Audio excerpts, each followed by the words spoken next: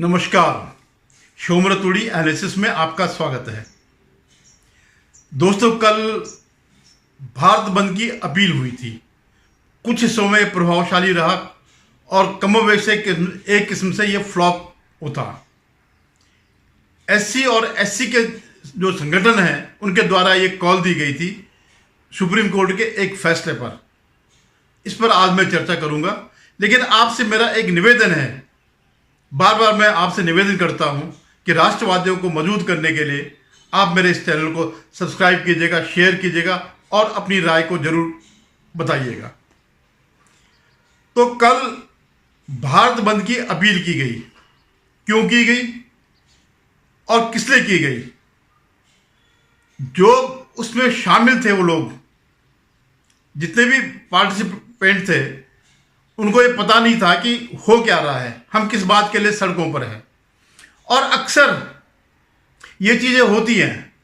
Political parties का जब भी कोई ऐसा प्रदर्शन होता है, विरोध होता है, तो जो उसमें शामिल होने वाले होते हैं उनको पता नहीं होता कि हम क्यों शामिल हैं, कारण क्या था। कल जो कल कॉल दी गई थी भारत बंद की, कुछ एससी संगठन और एसटी संगठन, दलितों के जो ये संगठन हैं, इन्होंने सुप्रीम कोर्ट के एक फैसले पर, जिसमें यह कहा गया था, जो उन्होंने उसके अनुरूप, संविधान के अनुरूप एक फैसला दिया कि जो इसकी मूल भावना है आरक्षण की, जिसमें नीचे के वर्ग के ऊपर लाया जाए, उसके अनुरूप उन्होंने कहा, उसमें दो बातें कही। एक तो क्रीमी लेयर को स्थापित करना, और दूसरा जो इन तबकों में जो वंचित हैं, जिनको आरक्षण का फायदा नहीं मिला, उनको फायदा दिया जाए। ये इसके पीछे भावना थी, ये उन्होंने जजमेंट था। हालांकि गवर्नमेंट ने क्रीमी लेयर पर मना कर दिया, लेकिन बाकी चीज पर नहीं वो किया। लेकिन वो क्या कह रहे थे कि नहीं, सुप्रीम कोर्ट ने आरक्षण खत्म कर दिया, सरकार आरक्षण खत्म कर रही है। और ये प्रवृत्ति 2024 के चुनाव से पहले की है, जब विपक्ष ने एक बड़ा झूठ फैलाया कि भारत सरकार, एनडीए सरकार, मोदी सरकार आरक्षण खत्म करने वाली है। और सच बताऊं तो आरक्षण में अगर कहीं कटौती अगर हुई है तो कांग्रेस शासित राज्यों में हुई है, INDIA शासित राज्यों में हुई है, जो दलितों में या एसटी में, या ओबीसी में, ये आप देख सकते हैं। तो ये जो बार बार जो ये कहा जा रहा है कि आरक्षण खत्म किया जा रहा है, इसका इस मोदी सरकार से कोई संबंध नहीं है। साथ ही न सुप्रीम कोर्ट ने ये बात कही। लेकिन क्या है, ये दलितों में एक सामंतवाद है। जो दलित आगे बढ़ चुके हैं, वो एक एलीट वर्ग में आ चुके हैं, वो नहीं चाहते हैं कि ये फायदा हमारे अलावा औरों को मिले। वो चाहते हैं कि एक बार फायदा ले लिया तो फिर बार बार हम ही लें। स्वाभाविक रूप से जिसको एक बार फायदा मिल गया, वो उसकी आर्थिक स्थिति अच्छी हो गई। अब वो जो वंचित दलितों में जो वंचित तबका है, उससे आगे बढ़ गए, और वो जो वंचित तबका है वो इनसे अब कंपीट नहीं कर पाएगा और नहीं कर पा रहा है। इसलिए वो और उनकी स्थिति खराब हो रही है। और इसी को ध्यान में रखते हुए सुप्रीम कोर्ट ने यह एक ऐतिहासिक फैसला दिया था। लेकिन जो मुख्य जातियां हैं दलितों में, जो दबंग जातियां हैं, वो नहीं चाहती कि इसका फायदा दूसरों को मिले, हमारे अलावा किसी और को मिले। ऐसे ही ओबीसी में भी है, जो कुछ दबंग जातियां हैं वो नहीं चाहती कि इसमें क्लासिफिकेशन हो, और जो ओबीसी की अलग जो अन्य जातियां हैं, जो जिनको फायदा नहीं मिल रहा है, उनको मिले। तो ये एलीट वर्ग में आ गए हैं। लेकिन ये अपने को अभी भी उसी दलित वंचित समुदाय का समझते हैं। जबकि अगर ये नहीं इसमें आगे बढ़े, जो बढ़ चुके हैं, फिर भी अगर उनकी मानसिकता वही रहती है, तो आप ये समझिए कि कोई फायदा नहीं है। अगर आपने इतने साल बाद भी, इतने लाभ लेने के बावजूद, अच्छी स्थिति के बावजूद भी अगर आपने अपने को दलित ही कहलाना है, तो जो बाबा साहब ने कहा था उसका बिल्कुल विपरीत है ये। जो उन्होंने एक दलित समाज को या पिछड़ों को या गरीबों को उठाने की जो बात करी थी, समानता लाने की जो बात करी थी, वो इसमें नहीं है। देखिए, विपक्ष क्या चाहता है, विशेषकर राहुल गांधी और उसका कुनबा, यानी जो इंडिया अलायंस है, वो चाहता है कि यह सरकार, इस सरकार के पूरे कार्यकाल में जब तक ये सर्वाइव करती है, हर समय अराजकता फैली रहे। आप क्या सोचते हैं कि ये जो आजकल ट्रेन जो घटनाएं हो रही है, दुर्घटनाएं हो रही हैं, क्या ये सामान्य है? इसके पीछे भी कुछ ना कुछ षड्यंत्र काम कर रहे हैं। कश्मीर में जो एकाएक हमले हुए रिजल्ट आने के बाद से, चुनाव के आने के बाद से, उसके पीछे भी षड्यंत्र है। जो ये मणिपुर में जाकर के जब मणिपुर शांत हो जाता है, तब जाकर के जब राहुल गांधी वहां जाते हैं, तो उसके पीछे क्या है?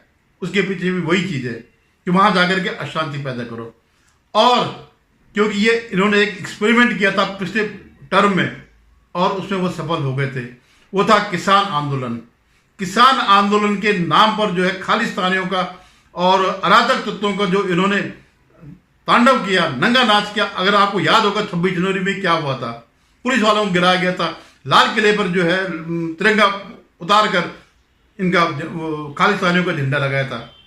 तो ये चाहते हैं कि उसमें जैसे महीनों महीनों तक उन्होंने सड़कें जाम करके रखी, लोगों का जीवन दूभर कर दिया था, वैसे वो चाहते हैं कि सरकार को हम ऐसे परेशान करें, ऐसे आंदोलन, ऐसे छोटे मोटे किसी भी मुद्दे पर, इर्रेलेवेंट मुद्दे पर, किसी भी सच्चाई से बिल्कुल परे जाकर के ऐसे मुद्दों पर हम इस सरकार को परेशान करें, साबित करें कि ये एंटी दलित सरकार है, ये एंटी किसान सरकार है, ये एंटी गरीबों की सरकार है, केवल अडानी और अंबानी की सरकार है। ये इसके पीछे वो है। और एक फिर वही अराजकता चाहते हैं जो बांग्लादेश की अराजकता हुई। बस इनका अंतिम उद्देश्य यही है, क्योंकि इसके पीछे सीआईए का हाथ है, सोरोस का हाथ है, जिसने करोड़ों का फंड रखा था इस सरकार को हटाने के लिए, और ये सरकार नहीं हट पाई।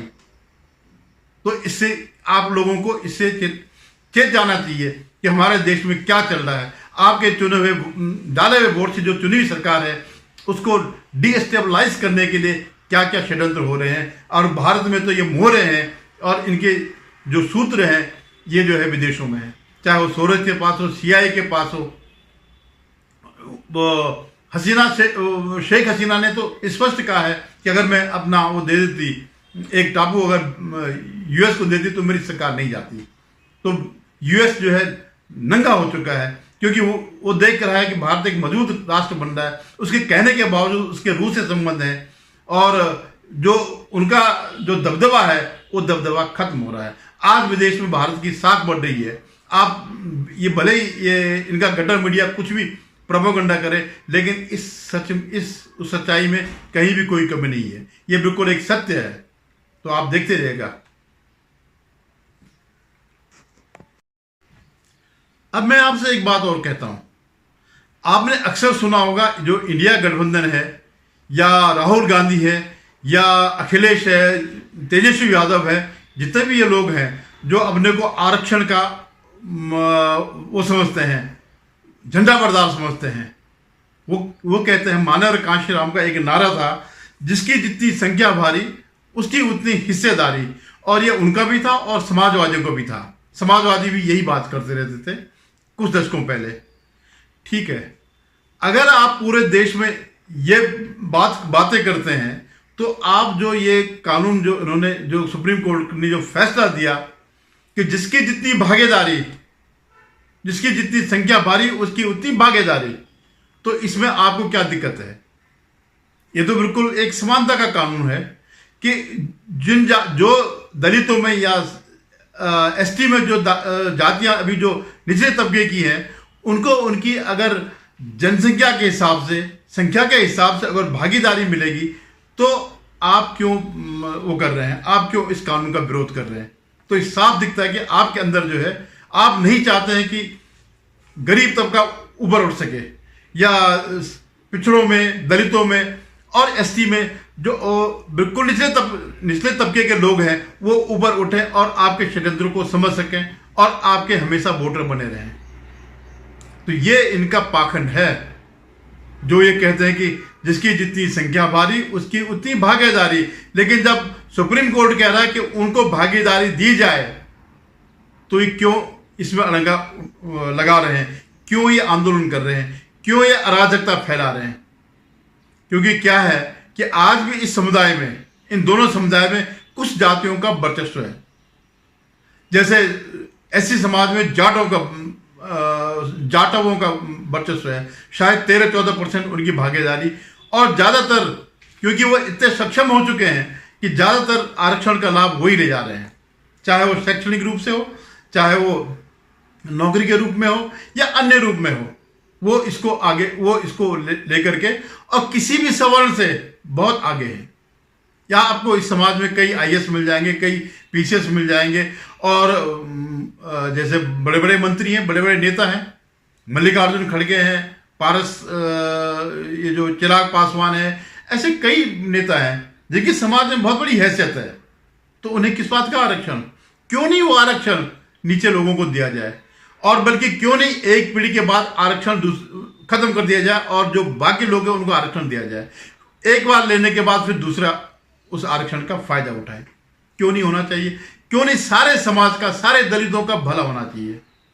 लेकिन ये क्या चाह रहे हैं कि एक मुद्दा बना रहे। जो विपक्ष है वो कभी नहीं चाहता कि देश का भला हो, वो सिर्फ ये चाहता है कि हमारे वोट बैंक बना रहे। वो नहीं चाहता कि सारे के ये मुद्दा खत्म हो जाए, सबको आरक्षण धीरे धीरे करके मिलने लग जाए, और ये आरक्षण की जो है जो जरूरत ही न पड़े। एक दिन ऐसा भी आएगा जो तबका उठ चुका है वो सवर्णों के बराबर आ जाए या ऊंची जातियों के बराबर आ जाए। हालांकि वर्ण की तो बात इन्होंने करी, सवर्ण अवर्ण कुछ नहीं है, लेकिन भारत को तोड़ने के लिए इस ढंग से एक जातिगत विभाजन करीबन 700-800 साल से ये चल रहा है। तो इस पाखंड को उजागर करना बहुत जरूरी है। और आप देखो क्या ये अराजकता फैला रहे हैं।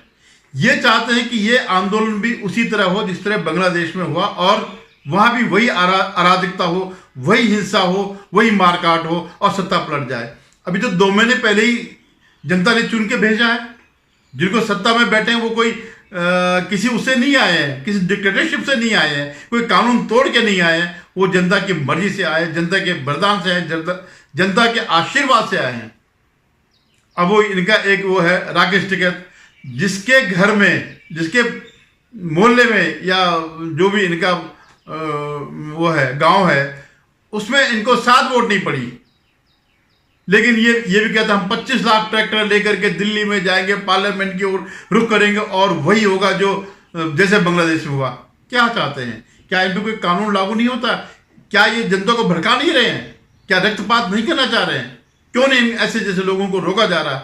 या जो भी इस बात की, मैं पिछले चुनाव के बाद से, रिजल्ट आने के बाद से ये बात, जब से बांग्लादेश का ये कू हुआ, मिलिट्री कू हुआ, तब से यही बात कही जा रही है कि जैसे बांग्लादेश में हुआ वैसे भारत में हुआ। इनको क्यों नहीं इनको बांधा जाए? क्यों नहीं इनको जेल भेजा जाए?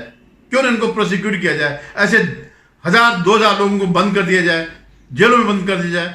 तो ये लोकतंत्र को जो खत्म करने की इनकी जो इच्छा है, जो मनसा है, जो इनके दिल में है, क्योंकि इनको लोकतंत्र लोग की वजह से नहीं मिल पा रहा है, इसलिए ये चाहते हैं कि ऐसे ही बांग्लादेश जैसी घटनाओं से ये सत्ता में आए।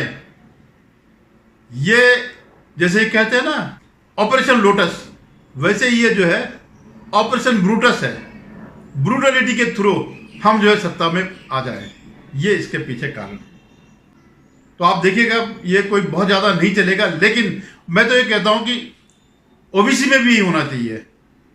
ओबीसी में जो जातियां जो जिस जाति की है उसको उतनी भागीदारी मिल जाए आरक्षण में। क्यों सिर्फ यादव ही वो करे, या कुर्मी क्यों करे?